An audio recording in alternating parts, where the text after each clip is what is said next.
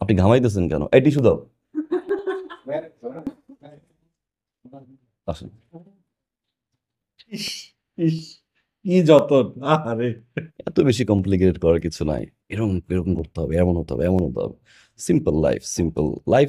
Life যত simple হবে, আপনি সবকিছুতেই শান্তি খুঁজে পাবেন। এনটিভি দর্শকের জন্য বলার আগে আপনাকে বলবো যে আপনি বুমটা ধরলেই প্রেম, ভালোবাসা, বিয়ে ছাড়া কি আর কোনো কোশ্চেন নাই আপনার কাছে? এখন জন্ম সনদ দিয়ে খোলো বিকাশ স্টুডেন্ট অ্যাকাউন্ট। নিজের বিকাশ নিজে কর।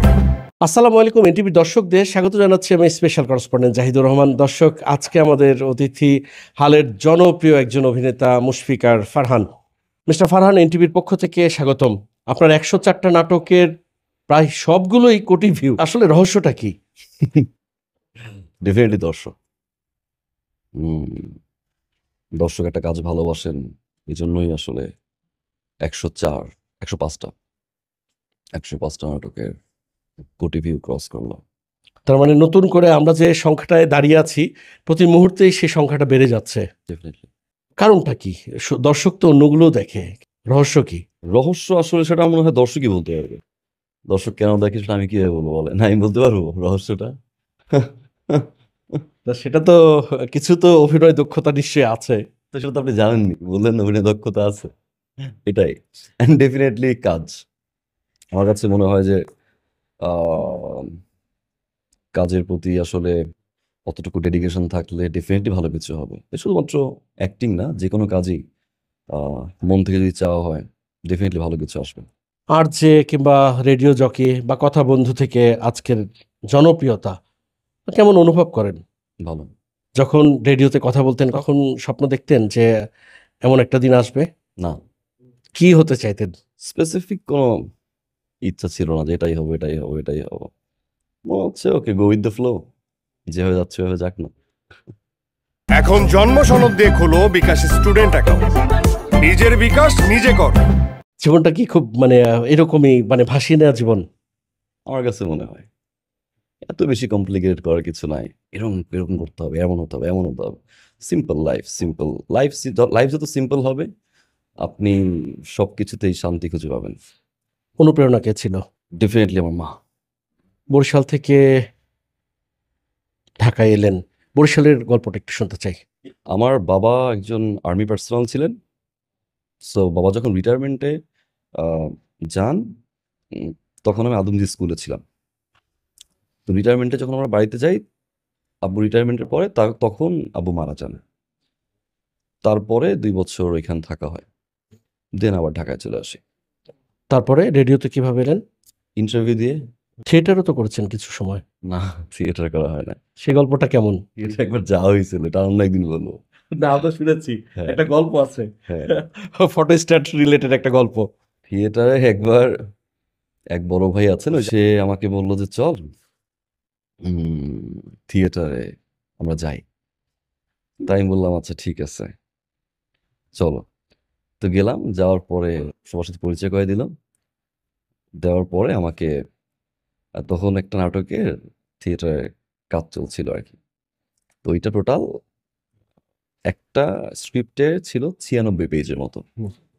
তো আমাকে বললো যে এরকম 36টা সেট ফটোকপি করে নিয়ে আসো। তা আমি চিন্তা করলাম যে এক একটা সেটে যদি 96 পাতা হয়, 36টা সেট, তো হিসাব করলাম যে কতক্ষণ লাগতে পারে।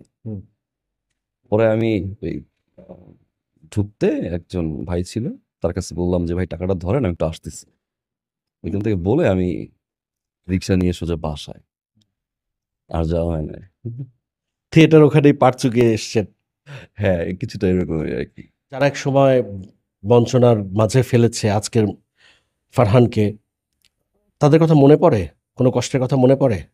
ডেফিনেটলি কষ্টের কথা মনে পড়ে। এই যে আপনি শুধুমাত্র আমি ফারহান, আমার আহ, পথ চলায় যে আসলে কষ্ট আছে বিষয়টা এরকম না। প্রত্যেকটা আর্টিস্টেরই জীবনে চলতে গেলে বা একটা জায়গায় আসতে গেলে অনেক কিছু ফেস করতে হয়। তো সবার মতো করে আমিও ওরকম ফেস করেছি। এটা আসলে not out of the box. না, সে তো বটে, কিন্তু আপনি যেহেতু এখন একটা স্টারডম, এই চারপাশে একটা খ্যাতির চূড়োয় ব্যস্ত একজন অভিনেতা, তার স্ট্রাগল গুলো কেমন ছিল, যেটা আজকে যারা ওই জায়গাটায় আছে সেটা শুনলে অন্তত বুঝতে পারে যে না এই পথ ধরে আমার পূর্বসূরীরাও গিয়েছে। ডেফিনেটলি অনেক কঠিন ছিল, খুব ইজি ছিল না, কিন্তু আমি কখনো হাল ছাড়িনি যে না ওকে করে যাব, যাচ্ছি যাই এরকম। আর স্টারডম এই জিনিসটা না শুনতে আমার কাছে অড লাগে, মনে হয় যে সবার মাঝখান থেকে ডিফারেন্ট একটা পার্সন, হুম। নিজেকে এলিয়ান এলিয়ান মনে হয়। Simple as it is as an artist এইটাই আমার কাছে খুব প্রিয় শুনতে, শ্রুতিমধুর লাগে আমার কাছে। কখনো সখনো দেখা যাচ্ছে সুইপার, ম্যাথরের চরিত্রে, কখনো লেগুনা চালক, কখনো বাসের হেল্পার, মানে এত চরিত্রে নিজেকে মানে এত দ্রুত খাপ খাওয়ান কি করে? বেশিরভাগ ক্যারেক্টারই আমার অবজার্ভ করা। হুম। সো যখন কোনো ভালো স্ক্রিপ্ট আসে, যেমন আক্ষেপ একটা কাজ আমার হুম। ছিল, যেখানে আমি একটা স্পেশাল চাইল্ডের ক্যারেক্টার করি। হুম। তো এই গল্পটা আমাকে প্রায় ৩ মাস আগে আমাকে শোনানো হয়, ৩ থেকে ৪ মাস আগে। তো শোনানোর পরে তো গল্পের যেভাবে লাইন আপ ছিল ওই লাইন আপ অনুযায়ী ওরকম স্পেশাল চাইল্ড আমার চোখে পড়ছিল না। তো নারায়ণগঞ্জে আমার একজন ফ্যান আছেন, খুব প্রিয় একজন ফ্যান, সাদ্দাম। হুম। Saddam, I miss you Saddam. আমি জানি সাদ্দাম খুব ভালো আছে, সাদ্দাম ভালো থাকবে, ওকে, অ্যান্ড ভাই অনেক বেশি ভালোবাসে। তো সাদ্দাম আহ, মানে মাশাল্লাহ, ওর ও স্পেশাল চাইল্ড এবং আল্লাহর আসলে একটা স্পেশাল সৃষ্টি আমি বলবো, এত সুইট, এত মায়া ওর ভিতরে। হ্যাঁ, তো ওই সাদ্দামকে আমি তখন ফলো করা শুরু করলাম। তো সাদ্দাম মাঝে মাঝে ঢাকায় আসতো আমার সাথে দেখা করতে, তখন মনে হলো যে না, আক্ষেপের এই ক্যারেক্টারটা আমার কাছে মনে হয় সাদ্দাম হতে পারে। এই আমি সাদ্দামের আহ, ওর পুরো ক্যারেক্টার অবজেক্টস গুলো আমি নেওয়া শুরু করলাম। দেন আমার কাছে মনে হয়েছে যে না, that character should be Saddam. সাদ্দামের ক্যারেক্টার আমি পোর্ট্রে করছি, দ্যাটস ইট। ক ভাই বোন আপনারা? আমি একা আর 2 বোন। মা কি বলে পুত্রবধূর ব্যাপারে? বলে দূরে থাকো। মা বলে দূরে থাকতে, পুত্রবধূ চায় না? কোন মা চায় না বলেন আপনি আমাকে, বলেন কোন মা চায় না? আমি তো আর আপনি জাহিদ ভাই এই টপিকটাই কেন আপনার কথা বলতে হবে? আমি তো খুব ইয়ের মধ্যে পড়েছিলাম যে খালামা কেমন যে পুত্রবধূ চায় না। Definitely চাবে না, কেন চাবে, অবশ্যই চাবে, হ্যাঁ। কেন চাবে না? তো তাকে কি জবাব দেওয়া হয়? বলছি জাহিদ ভাই যদি মেয়ে খুঁজে দিবে সেদিন। আচ্ছা আমি বুঝি না, ভারতীয় নায়িকা সেও বলছে আপনি পাত্র খুঁজে দেন, মুশফিক ভারত বলছে আমি তো ভাই ঘটক না, আমি কোথায় খুঁজে আমি পাবো? কাউকে পাত্র খুঁজতে বলি না আমি। এটা শুনেন, জন্ম মৃত্যু বিয়ের পুরোটা আল্লাহর হাতে, এটা যখন হওয়ার তখন হবেই, ইটস লাইক এ ম্যাজিক, হুম। যখন হওয়ার তখন হবেই, প্রেম ভালোবাসা, পুরোটাই ম্যাজিক ভাই। প্রেম চলছে তো, প্রেমে আছে তো আপনি না? বিয়ে করছেন, হ্যাঁ বিয়ে করছেন না? হ্যাঁ হ্যাঁ। আপনি বুঝছেন যে যখন আপনি বিয়েটা করছেন তখন বুঝছেন যে আপনি আসলে এই মাসে বিয়েটা করবেন?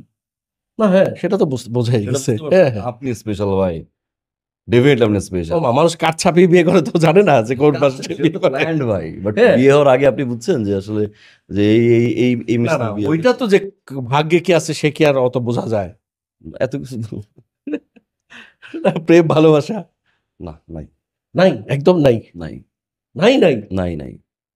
কেউ ভালোবাসতে চাইলে এত পারবে? সময় কই বলেন তো একটু আপনি আমাকে? অভিনয়ের সময় আছে, ভালোবাসার সময় থাকবে না একটু? আপনি আসছেন কখন এখানে? সকাল, এই তো ব্যস্ততা, সারা বেলা শেষ। আপনি সকালবেলা আসছেন একবার, হ্যাঁ না পেয়ে চলে গেলেন একবার, চলে গেলাম। আবার আসছেন আবার। একবার। আপনার কাছে কি মনে হয় যে আমাকে কেউ ভালোবাসলে সেরকম না পেয়ে চলে গেলেও সেকেন্ড টাইম আমাকে ভালোবাসবে? বাসবে। আপনি তো আসছেন জবের কারণে, হ্যাঁ। আপনি কি আসতেন? না না, কিন্তু যে ভালোবাসার সে তো আমার মতো যাবে না, সে থাকবে সে থাকবে। থাকবে। যদি সেই থাকার মতো কেউ আসে তখন ডেফিনেটলি হবে। আচ্ছা আমরা একটু জানতে চাইতাম যে যে বঞ্চনার কথাটা বলছিলেন, বঞ্চনার দু একটা উদাহরণ দেওয়া যায়? না এখন না, পরে। মানে এই যে নায়ক হলেই আর অনেক সত্য কথা বলা যায় না, তাই না? এটা ভুল কথা, অনেক সত্য কথা বলা যায় না, ডেফিনেটলি সত্য কথা বলা যায়। তো অনেকের আবার মুখোশ খুলে যেতে পারে, অনেকের না, মুখোশ দেখেন, বিষয়টা আমি আপনাকে বলি, মুখোশ, কারো মুখোশ খোলার কিছু নাই। বিষয়টা বুঝছেন যে হ্যাঁ অমুকের মুখোশ আমি খুলে দিব, তোমাদের মুখোশ খুলে দিব। আমার সামনে এখন একটা চ্যানেলের মাইক্রোফোন আমার সামনে, ক্যামেরা আমার সামনে, ইট ডাজন্ট মিন আমি সুযোগ পাইছি এখন আমি সবার মুখোশ খুলে দেবো, বিষয়টা এরকম না। কষ্টগুলো নিজেরই আছে তাহলে। থাকুক কষ্টগুলো, সেখান থেকে হয়তো আমি শিখছি, আর সেই পার্সনগুলোর কারণেই হয়তো আজকে আমি ফারহান। আমি বিষয়টা বুঝতে পারছি ভাই। Hmm. So it's very simple. আপনি আপনার জার্নি যত ইজি হবে বা সফট হবে, আপনি অল্প একটু হেঁটে আপনি মজা পাবেন না। বলেন এ কি, রাইট? যত টাফ জার্নি আপনি ফেস করবেন, আমার কাছে মনে হয় আপনি জীবনের সেই যত উপরে উঠবেন আর কি। That's it. ফারহানের এই মুহূর্তের প্রতিদ্বন্দ্বী কে? আমি নিজে। নিজের সাথে যুদ্ধ। আর আমার কাছে মনে হয় আপনি ঘামাইতেছেন কেন? এই টিস্যু দাও। আসেন। ইস ইস, কি যতন! আরে আরে আমার ভাই রে, এই ভাইকে একটু মুছাই দাও, একটু মুছাই দাও। এনটিভির দর্শকদের জন্য কি বলবেন? এনটিভি দর্শকের জন্য বলার আগে আপনাকে বলবো যে আপনি বুমটা ধরলেই প্রেম, ভালোবাসা, বিয়ে ছাড়া কি আর কোনো কোশ্চেন নাই আপনার কাছে? মানুষ তো এগুলোই জানতে চায়। তা মানুষ যা জানছে সেটা আপনি জানাবেন। ও আমাদের কাজ তো তাই। জাহিদ ভাই, আপনি ভালো হয়ে যান, বুঝছেন? সে তো মাসুদ ভালো হবে, আমি তো যাই। নাম তো চেঞ্জ হয়ে গেল, বুঝছেন? ওয়ারেভার। সো এনটিভি দর্শকের জন্য শুভকামনা, অনেক অনেক ভালোবাসা যারা ফারহানকে ভালোবাসেন।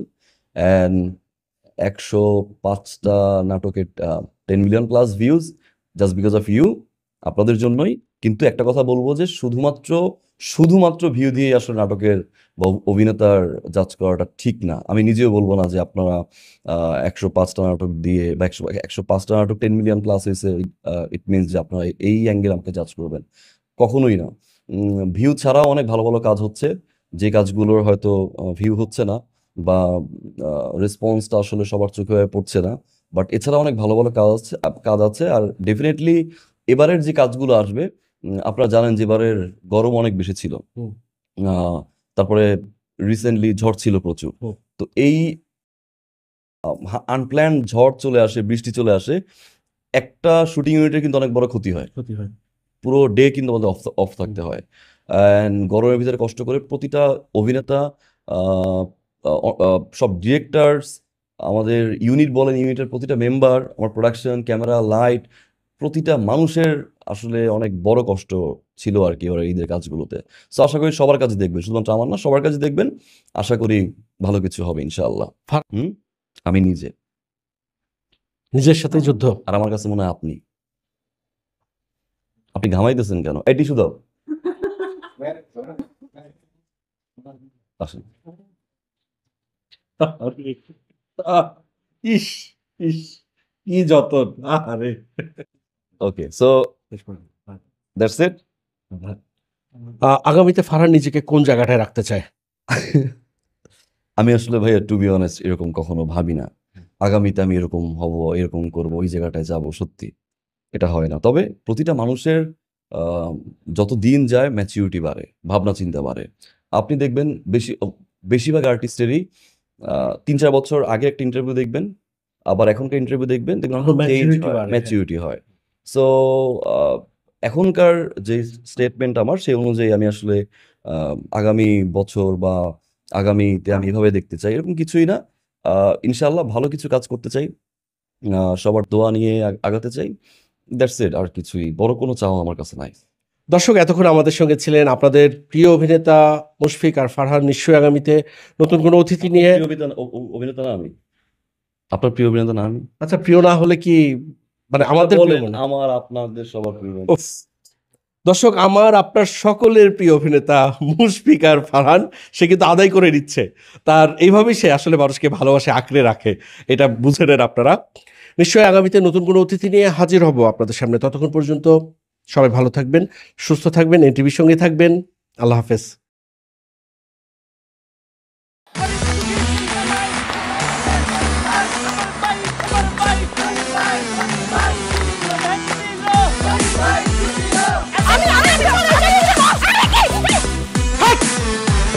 কি ধরনের আকাম করেছে জানো? শালা বিয়ে করলো দুখান, কিন্তু ফেসবুকে রিপোর্ট করেছে একখান। ম্যারেজটা আমার তো হট হয়ে রয়েছে অনেক আগ থেকে। আমি আমার জান পাখি, সোনা পাখি, টিয়ে পাখি, কি করতেছো? ফেসবুকে একটা পোস্টে অ্যাংরি রিঅ্যাকশন দিচ্ছিল। Don't touch my body. বড় বউয়ের প্রতি অনেকই বেশি না মায়া মহব্বত, যাও তারে গিয়া দেখাও, আমার কাছে আইছো কেলা? প্রথমে আমার ঘরে না এসে আমার চোখের সামনে দিয়ে গট গট করে ছোট বউয়ের রুমের মধ্যে চলে যাও কোন সাহসে? আমি ভাবছিলাম তুমি বড় বউ বড় বইনের মতো থাকবা, কিন্তু তুমি বাইরে হইছো আস্তে একটা ডাইনি বুড়ি। আমি সাক্ষাৎ যাই না, তুমি শোনার ময়না পাখি। চুপ করো।